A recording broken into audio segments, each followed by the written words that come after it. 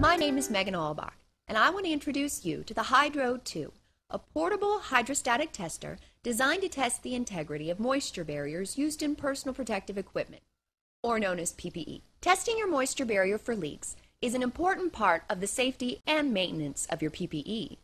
The NFPA 1851 standard provides a complete guide to the care and maintenance of your gear. The Hydro 2 is specifically designed for NFPA 1851 and certified by Intertek, a third-party testing company that verifies products compliant with NFPA standards. Now let's get started with a demonstration of the Hydro 2.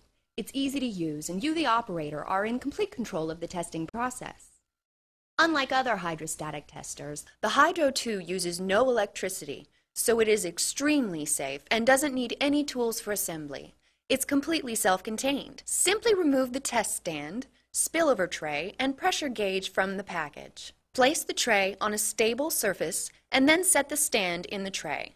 The gauge installs with a standard quick disconnect fitting system. By sliding the female portion onto the male portion of the disconnect fitting completes assembly. Confirm the fittings lock together and you're done. After selecting the moisture barrier of the PPE to be tested, you will need 16 ounces of clean water. First, let's fill the reservoir located in the test pedestal. To gain access, release the clamp by raising the handle and move the arm out of the way. It's under spring tension, so exercise care when releasing the clamp. You get almost 180 degrees range of motion, which allows a clear area to insert your PPE on the pedestal for testing. Remove the gasket assembly from the reservoir by lifting it up and out of the pedestal. Set it aside for later replacement. Fill the reservoir with water just below the tube fitting located on the side here. Replace the gasket assembly, being careful to make sure the reservoir gasket and feed tube are not damaged. Make sure the gasket is resting evenly on top of the reservoir. Also included is a sample test worksheet in the operations manual. You will need to modify with your department's name and duplicate as necessary. With the reservoir accessed and filled, select the area of the garment to be tested and position it over the top of the pedestal or test face. The neoprene spring compensates for thickness variances to enable testing of the thermal and moisture barriers together or testing of the moisture barrier by itself. Smoothing wrinkles is important. Make sure the cloth side of the moisture barrier or the side that faces the outer shell be placed face down against the rubber gasket.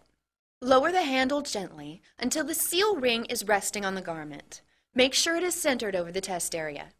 Engage the clamp by forcing the handle down until it latches. Close the valve on the pressure bulb, turning clockwise and taking extra care not to over-tighten the valve.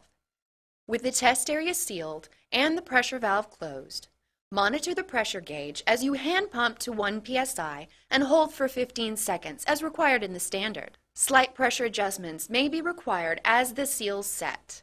Be careful. Overpressurization can damage the moisture barrier being tested. Overpressure can be relieved by slightly opening the valve on the bulb. Observe the test area inside the seal ring for water leaks and seepage. Check the pressure gauge and make adjustments as needed.